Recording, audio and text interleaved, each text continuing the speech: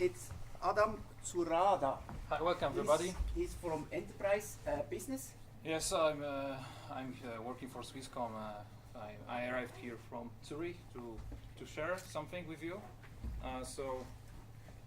This is my email whenever is something interesting today and you want to discuss further, because 45 minutes is not enough to cover anything about Kafka, but I will try to do my best. And please ask as many questions as you want, whenever you need, whenever you want. Or if I'm fired from Swisscom, you can find me with Gmail. And my GitHub presentation and example code should be found at, if you find for my surname on GitHub, Zurada, it should be found there. It's strange surname, from Poland. I come from Poland. I started working in Switzerland 1 year ago, and I'm working for Swisscom. And I'm not a specialist in Kafka. Who is a specialist in here of Kafka? Okay, yeah, you can present. I've been working for Swisscom almost 1 year, and this is the first project with Kafka in my life. And I wanted to share the story because it has been a very nice adventure so far. I learned a lot, and actually our use case was quite interesting. This is more a developer view, not exactly a DevOps view. It should be DevOpsWeek, of course, but the thing is that actually we are in development stage and we haven't even deployed it to pre-production because we are trying to create one, but not succeeded yet, preparing ourselves. So this is like my personal perspective on the topic, rather than tell you that you have to do this, otherwise it will not be working. Rather, it's my own perspective and challenges we had so far. So I will cover our use case, why we used Kafka, we're using Kafka, Kafka basics, a bit Kafka in action, if we have time, to introduce some challenges and just mention about deployment, what we thought so far about our options, what we want to do. If you want to get in touch with me, probably I will know more about deployment in July, because since June we will try to prepare pre-production for our system. So we'll have to. We had a meeting with Confluent guys. Confluent is like the biggest company related to Apache Kafka. We had workshops with them last week, and we actually had covered deployment and how we should approach it. So this is like more theoretical one, so I will not cover it that much. So our use case, simple one. We're enterprise bank application, right? So we've got users and transactions. That's it. Very simple one. As always, to create users to send money from one to another person. Of course, there is some magic, but I don't want to. I should not share because it's still confident what we are doing before we go to production. But let's say this is just a banking application. But moreover, we had requirements to not only like have this banking application, but have all history of system for auditing. We thought, okay, let's enable DB auditing with any SQL, but maybe there are other options. And then there was requirement regarding this history that maybe we would need to be able to go back in time to some moment, not just to have history, but to be able to go back, or to reply everything from the very beginning to understand everything what happened in our system. And we want as well to have monitoring tools and statistics and monitoring tools. So we wanted to have based on the same data source to provide some big data information about our system and let's say check frauds within our bank application. We thought, okay, monolith at the beginning, it would be working, right? REST API, 3 modules, user transactions. But we thought, of course, microservices, go with microservices, because we are going to deploy it to our cloud Swisscom with OpenShift, and okay, rest of projects are made with microservices. So we went with microservices and with CQRS. So command query responsibility segregation, just quick recap that we've got two parts of application. The one is responsible for commands, so everything was related to changing state of the application. And the second one for queries, so to get information only, to have read only. And of course, this applies to our system, as in general that we wanted to segregate it.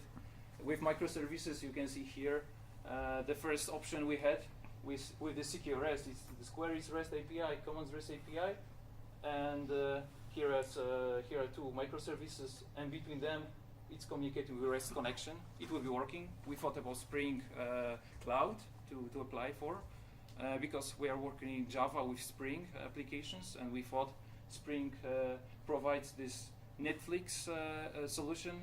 Have you heard about this? Probably yes. So we thought, yeah, maybe let's use this fine client and API gateway and everything what's related to Eureka and so on.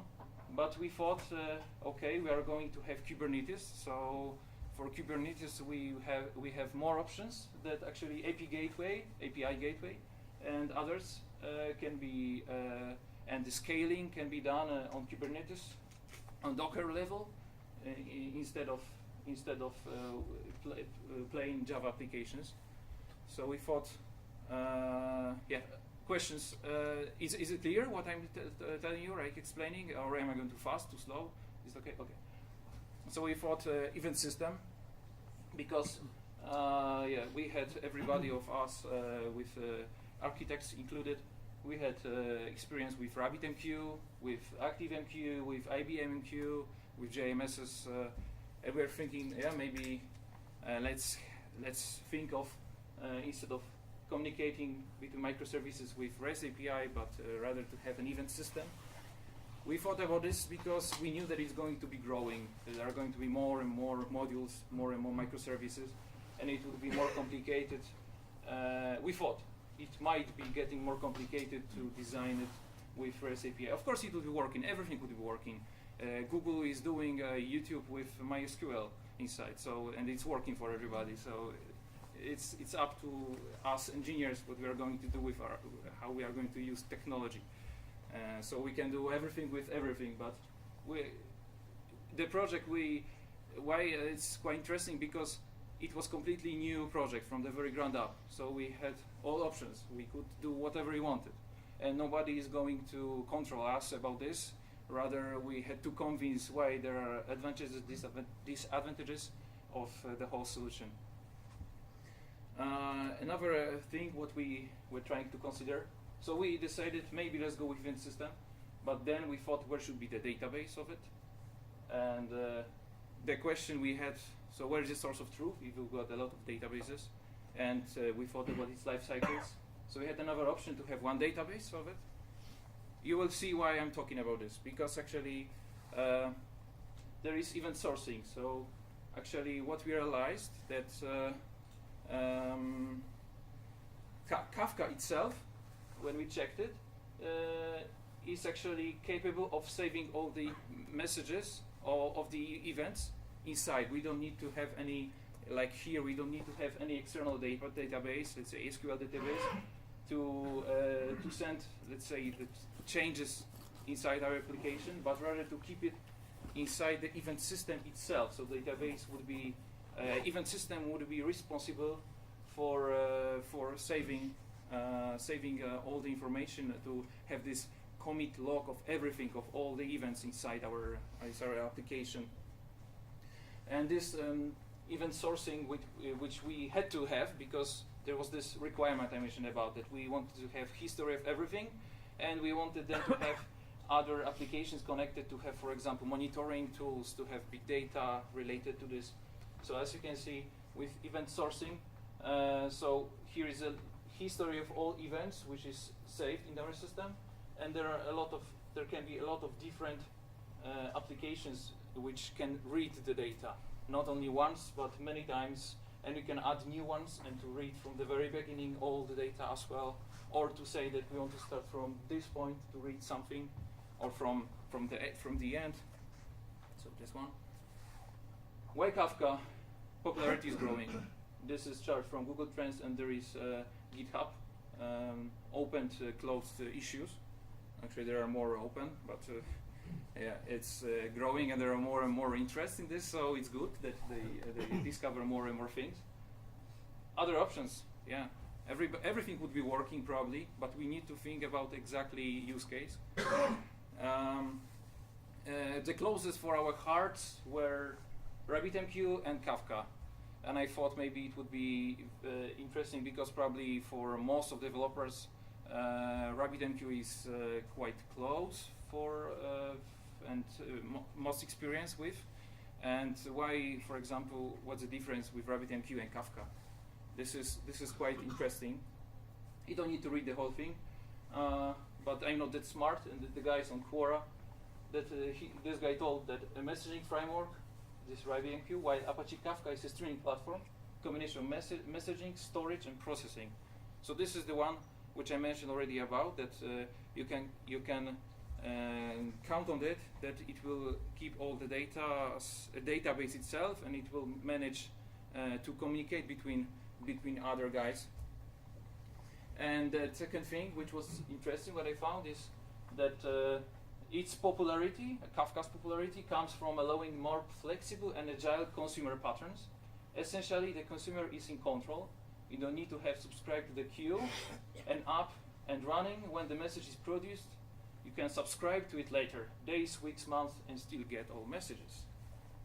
This is the very interesting chart that it's that I try to compare both. So one by one, this is very I think showing why we exactly thought, okay, Kafka would be the best for us in our use case. So about distribution, yeah, we wanted to scale application up, and we noticed that both are very good. So the example would be that, let's say we have one message, but we've got a lot of replicas of the same application, and this message has to be read only once. So the one replica has to read it. It cannot read multiple times because we have a lot of duplicates. And how RabbitMQ solved it is that it has some kind of competitive consumers. The first wins. So the first guy who will pick up the message will win. And Kafka has a completely different approach based by design with topics and partitions. I will try to explain it very soon. What are the partitions? Yeah, this is both they're good, but just different approach. They're both good at high availability, but Kafka introduces Zookeeper. This is quite nice, which is a server to manage state of the cluster. So we've got a few brokers of Kafka, and then Zookeeper can manage it. So it's helpful to scale up and a bit easier out of the box. They developed this one, very good. And about performance, I found information I haven't tested yet myself. We'll see how it goes in production, of course. But what I read so far is that there is better performance for Kafka. That thanks to sequential disk I/O, there is needed less hardware and is high throughput, several millions of messages with tiny per second with tiny amount of nodes. And for RabbitMQ, as I read, that if you want to scale it to have, let's say, 1 million messages once per second, you would need 30 nodes and more. So actually, it's faster. I would need to check exactly why, and we would be focusing on it because it would take probably another whole talk about this. Okay, 30 minutes already talking. Really? No, it's something wrong here in my. What time is it? By the way? 15, okay. It's showing 30 in my PowerPoint here. So I was like, what? The most important for us was about message approach that by default, of course, it can be probably somehow changed in RabbitMQ, but it's not still a perfect solution. That we've got this commit log, so we've got this event sourcing lot forever inside Kafka by design, but by default in RabbitMQ, the message once consumed is removed. And there is not possibility to have multi-consumers for one message. This is simple inside Kafka because this is by design. But for RabbitMQ, it's possible by routing messages to different queues and to read by other consumers. But in Kafka, it's very simple, straightforward, out of the box. So we knew that we are going to use it.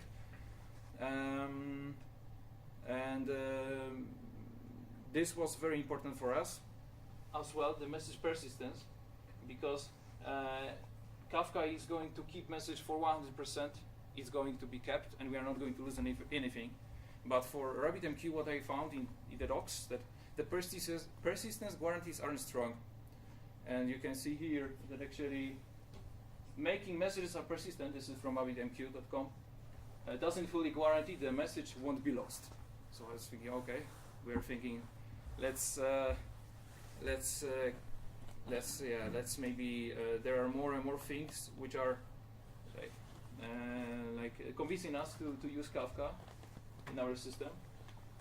There are some limitations for Kafka, that there is no flexible routing to topic and queue. There is only a key value approach with Kafka, so we've got keys, and the keys of the message are calculating hash where it goes. But there are a lot of different routings with wildcards and some patterns in RabbitMQ. There is no message priority inside Kafka, which is available in RabbitMQ. There is only binary message protocol with Kafka, but there are a lot of different ones with RabbitMQ.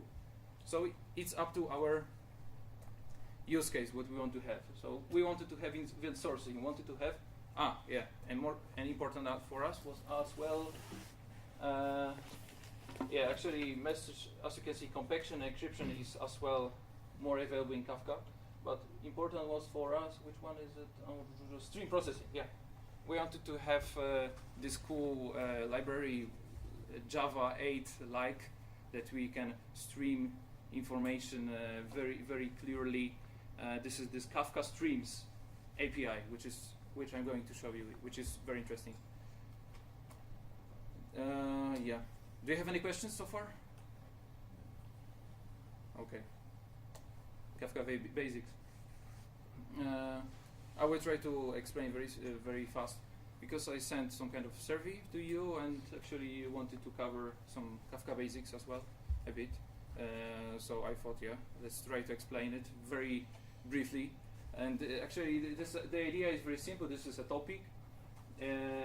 Each topic has its own offset, and whenever the new message is coming, the offset is auto-incremented and is going to the new place, and the offset is going to be saved inside the broker itself, inside Kafka. But the example there was with one partition, but the biggest nice thing about the idea of topics is that it can have multiple partitions. So here is example of a topic with 3 partitions. Offsets are different because there are different messages that are going. What are the partitions? Let's say there are small subtopics that it has only subset of data.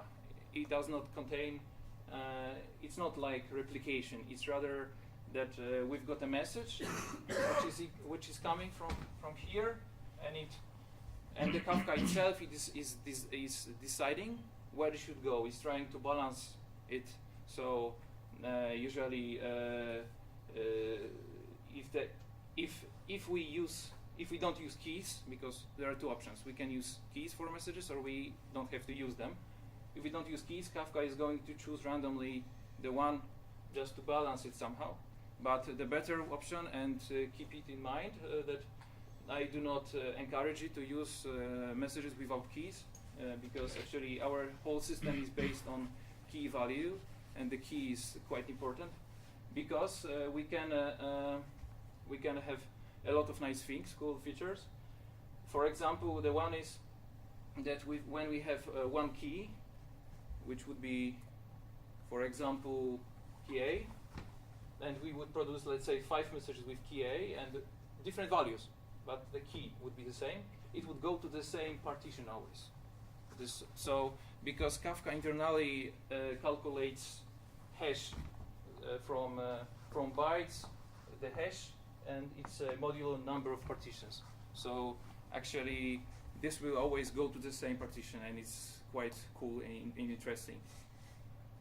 So I would encourage you to use it. And another cool thing with these keys is that whenever we have the same, when we produce, let's say, 3 messages from here with the same key, it will be always in order produced, and in the same order it will be read. So we've got ordering of messages within one partition. It's not within the whole topic, but it's within one partition. Any questions? But when you have a consumer, yes, when you consume from multiple partitions, then you don't completely lose ordering. Actually, yes, if you have multiple partitions, but the thing is that you have to try to have some kind of interesting key, right? That you can then no matter what key you have. In this example, when you have this consumer consuming from those 2 partitions, partition B and partition C, even if you have keys, you will completely lose ordering. You will get one message from B, one from C, one from B, one from C. Yes, exactly, because the messages are going to 2 different partitions, but within the thing is that he's talking about that we've got one message here, one message here, one message here, one message here, and the order would be losing because we would not have the consumer would read. We would never know in which, but for one partition, when you've got B, B, B, B, B, then it would be order because there is only one thread for each partition that we can read inside consumer. So for one thread, always will be one partition reading for this. So this is a cool feature about this. And consumer group to the right is another basic thing about Kafka, which is quite important. Let me see one moment. I want to see what time is it. Okay, 23. So consumer group, maybe here, we've got 2 replicas of the same application. So it means that within the group, we have, let's say, 2 the same applications, and this would be the group that actually, the group itself will read all the messages, but not all of, as you can see, there are 2 consumers, but 3 partitions, and this consumer is subscribed to these 2, and all the messages which are produced here are going to be read here, and the A is going to be consumed by this consumer, and this is like the consumer group that we have to have some kind of application ID configured for this one. It can be a string, and then it will be always, or we can have another application which is completely different, but with the same application ID, it still would create a consumer group, Kafka, inside. So this consumer group, I will show you more, this is an example of just one application, and we don't have any replications. It's like one simple application, and it creates its own consumer group, and it has to read all partitions, of course, because we cannot lose any data, so it has to be subscribed to everything. But we can have 2, so it can, Kafka itself will decide who is going to subscribe to which one. Maybe there can be 3 to 1 and 1 partition to the second one, but maybe it will balance it somehow. If there are 4 consumers within consumer group, and it will go 1 to 1. And there are, even if we decide to have more and more consumers, but we have less partitions, this is important that one consumer would be waiting for nothing because it's not subscribed to any partition. And this is quite important because when we scale up the whole application, we need to keep in mind how many partitions are there and how many threads we have and everything what's related to this one, because there can be a situation that we want to have a lot of replicas of our application to have better load balancing, but then this one would be not doing anything actually. So we need to always count it, keep in mind. Any questions regarding this consumer groups? Is it clear, more or less? Of course, I'm running. It's really clear. Why do you do that for the group? Why? Is there always you have to consume all the partitions? Yes, you have to consume all the partitions because you want to read all the data from the topic. Always. So the question is, you have to use all the partitions always. The idea is that this is a topic, still the one topic, right? But it can have, let's say, multiple subparts, and you want to make sure that we read all of them, right? But you cannot subscribe to a subpart only. I think there are some options to subscribe to some part, but the system itself would not be reliable because you don't know where the message will go exactly to which partition. This is like everything underneath, under hood. You don't care about this, where the message will go. You can choose a key, then always the message will go to partition 2, right? Yeah. But it's the thing that actually you can add another partition as well when the system is already running. So actually the hash would be different and it would go to another place as well, for example. So you never know. So it's everything under hood, you don't care about this, but the thing is that you just treat it as a topic that you want to read messages from there. Question. Can you have more consumer groups for the same topic? Yes. And what would happen is actually that this is the use case that we would have multiple subscribers for the same topic. So an example, easy example would be this consumer group would be our banking core logic. So let's say we are doing some operations with users and transactions. Then there would be another consumer group, and it can have as many consumers inside, as many replicas, completely separately. For example, for big data purposes, or another one for monitoring, or we want to have another banking application based on the same data, but to calculate, let's say, bitcoins right now or whatever we want to. So we can have multiple, but this is just that we've got. It's treated like one consumer only, right? So that we consume all the data, but we can have. It shows the distribution advantages that we can have a lot of replicas and a lot of. It shows a lot of that it's quite. It can be very easily designed to be very performant. Another thing. Okay, what time is it? Okay, let me. Topic compaction. This is an interesting thing about Kafka that just I will try to explain you that we've got a lot of messages, but we can decide that we want to compact it. There is a parameter for Kafka which is log cleanup policy, and by default this is that we'll delete all messages. But we can set that we don't want to delete all messages. But for example, 2 weeks, all their messages will be deleted all the time. It would be like a sliding all the time. Or we can say that we want to compact. And actually, compact means that we will have at least the latest message, but rest of it, Kafka itself will try to manage and delete some messages in the past. So with compaction, we can save a lot of space. Yeah. Yes, about the delete, this is retention.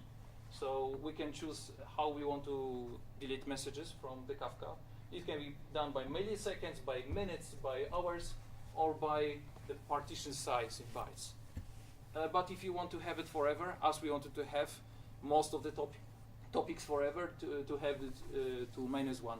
But for example, for exchange rates, which are like producing a lot of messages each second, we thought for exchange rate, we don't need to have everything, we just want to have the latest one, and we chose to have compaction, for example, for this one, or delete, let's say, everything what's older than 1 day, just to save the data. Zookeeper, just again because I mentioned about the Zookeeper itself, that it has it's managing Kafka brokers, and there are a lot of consumers like topics, but the Zookeeper is keeping everything in order. The world of Kafka is that we've got producers, so we produce messages, consumers to consume, connectors.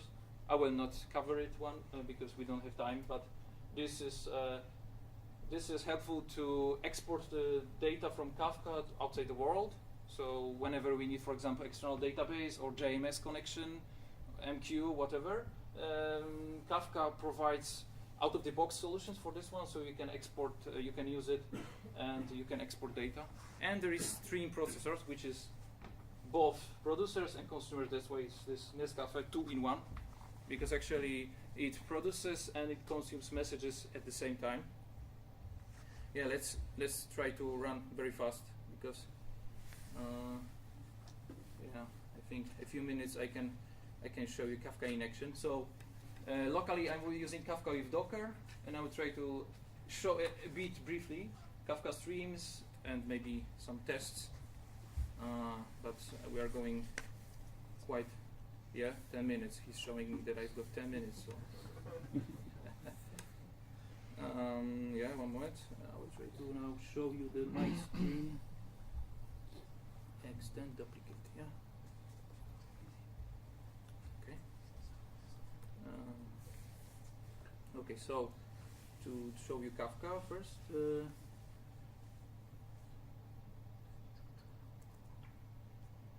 So this is my Docker compose of, so there is Zookeeper, which is only once, with this port 2181, and I decided to have locally 3 brokers, the same as in the picture I shown, Kafka 1, Kafka 2, and Kafka 3. And right now, just to save time, they are running locally in here, and let's try to show you something. So the first would be, which I want to show you, is let me try to run the guy. Okay. So I will show you what is going to happen. Small moment. Okay. Where's this guy?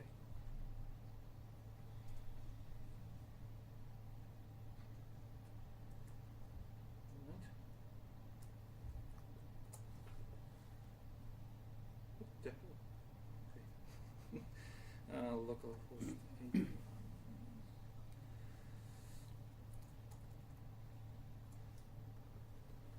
Okay, there is a dummy controller, and we are going to send some dummy messages.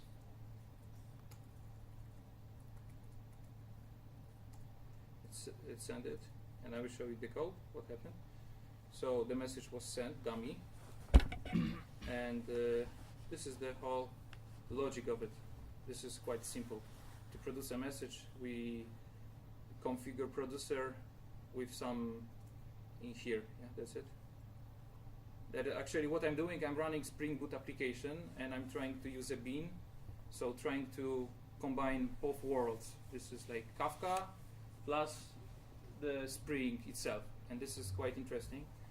I encourage you to check out my GitHub, because there you can follow exactly how it's configured. But this is more or less the way which we are using in our system. How do we configure the whole thing? So there are tiny things we need to configure, that we want to have this broker. Actually, I'm connected to one broker only. I should change it to have multiple entries for multiple Kafkas, but this one is a simple one. Can I ask one question? Yeah. So this on the previous screen, Yeah. there you showed the configuration. You see this last line, max block ms config. Why it's there 10,000? max block. I mean, what I want to ask actually is, we are operating like Kafka in EC2, and what we noticed is that for performance it's quite important that those values are configured correctly. The issue is that there is over 10 or 20 values for whole block sizes, buffer sizes, flush intervals and so on, and it's extremely hard to configure optimal values. So I wanted to ask, do you have some way of configuring it to be in optimal shape, or you just put something and it works? No, actually, we have never had any issue with it. This is Because like this is copied from our project. This one, Yeah. this part of code, and actually this is what we are using. And actually, there is only one place in the whole application when you use producer. The rest of it is with streams. So maybe that's why we don't have that much, because we're trying to minimize producers, but rather to keep rather whole system on streams. So only one endpoint. Yeah. I mean, if you configure, I don't know, let's say instead of 10,000 you configure 1,000, maybe it would read 100,000 messages per second more, or actually produce 100,000 messages Interesting. per second. So that would be kind of a question. I thought that you maybe have more experience with it. It's not Nobody just thought this about node this. block, but there is, let's say, 20 values which could be configured. Okay. Yeah. We have never thought about this in our project. Thank you for this. We'll check it, because probably it will lead us to some problems later on. So we send message with this producer to and here is another project which I encourage you to see is default configuration, and here you can see like the whole configuration of Kafka streams with all together with Spring Boot.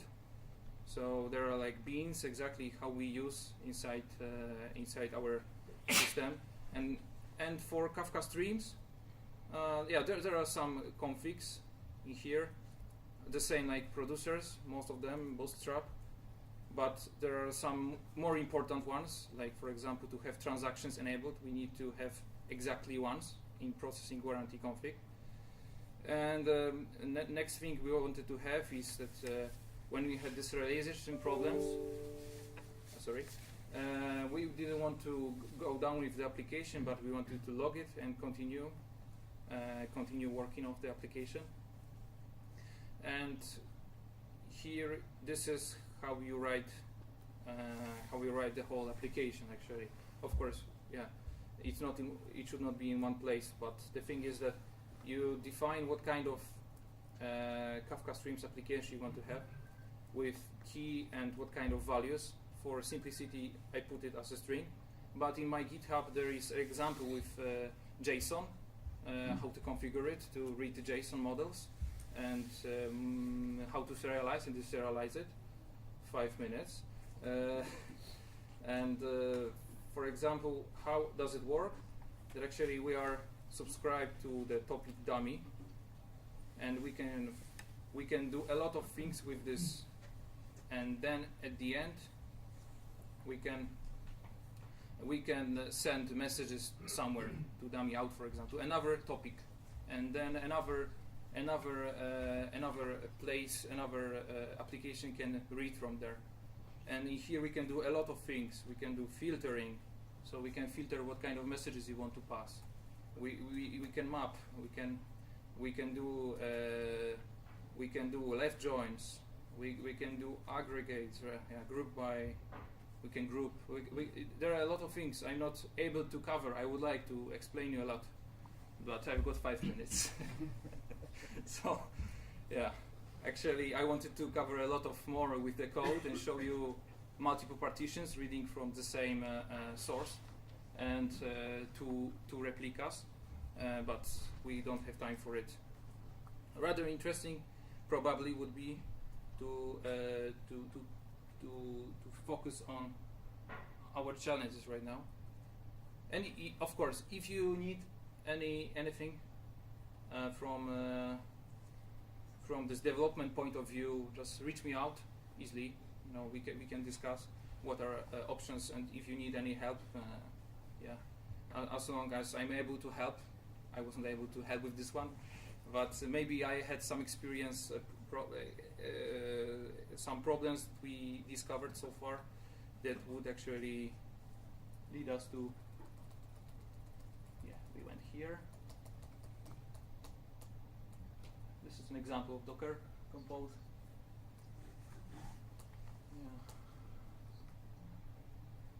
Yeah. Just to remember, to keep in mind that Kafka is RocksDB centered, so it has inside, before going to the disk itself to read and save data, it has RocksDB, so that's why it's always key and value.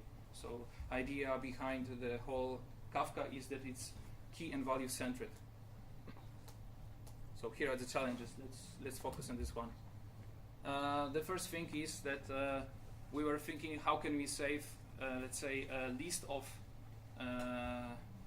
of results. For example,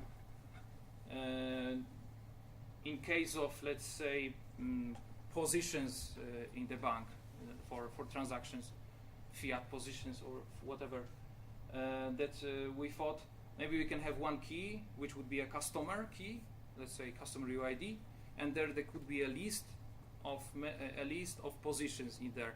But actually, each of the lists would be a JSON, and it would be always growing. And at some point, we realized that we would reach a maximum size of the message itself, and we would go to the problems because Kafka would not receive the message, and then it would have problems with performance to serialize, to deserialize it always from Java to bytes, from object to bytes. Another thing which is quite important, and I wanted to show it on example, but yeah, it's a pity.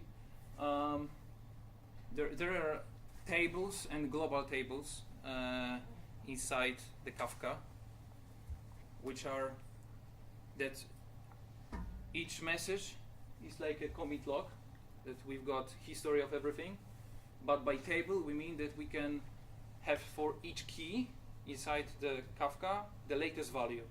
So for example, when we received when we have a string, we received Alice1, the table will be Alice1. When we receive Charlie1, when we have the table from the topic, we would have two of them. When we have Alice2, so we do update to change. So this is actually the latest one. The log, commit log, would be like 3 messages, and in the table we would have 2 of them. And it can be done locally for each consumer, for each partition, but it can be done as well globally. So we can have something very, very, very interesting. I will show it very fast. And here is an example of configuring it as well. It's called global key table, and that for the whole system, for the whole topic. Yes, I've got still. I can show you how much time. 1 minute.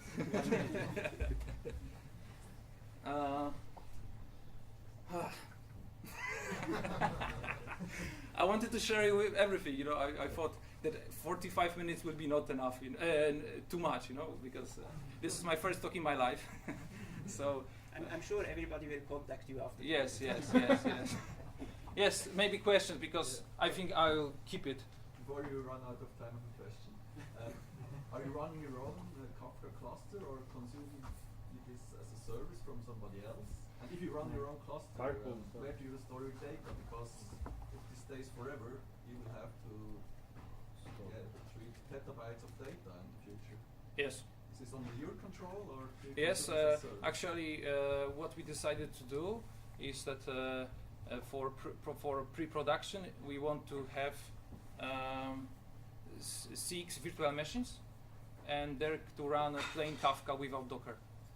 And there we want to save this storage, everything in one place, actually, on these virtual machines. So we want to we don't want to have it Dockerized, but rather to have it everything in one place. So where it's running on DCS or DCS. or I your infrastructure? I don't remember right now because there is ECS, DCS. Yeah. I don't know which, but we've got both, I think, right now. Okay, last question. What are your volumes of data that you are expecting In production. Yeah, actually our system is not going to expect, we want to have at the very beginning 1,000 customers. I mean, so users inside, let's say, this bank Messages application. per second, what you on the Kafka? Messages per second would be, I think, 5, maybe 10. So it's like, it's not going to be that big that we would need millions of them, right? So but it's 5,000 or 5 messages? 5 messages, 10 messages. Well, I at don't the think very that's beginning. a use case then for Kafka. Yes, we asked the guys, can we still use Kafka for this one? Yes, why not? But if the system is growing, you're successful, and we will have maybe in a few years, because this is a quite new product, and this is related to cryptocurrencies, and it's going to be growing. But for the first run, we are going to expect only not that much messages. But we'll see how it goes. You know, this is like a startup thinking. We'll see how it's going to behave in production, and how soon we are going to run out of space. Okay, I'm sorry I have to Yes, interrupt. thank you so much for your time. Hope you really liked it. Thank you very much.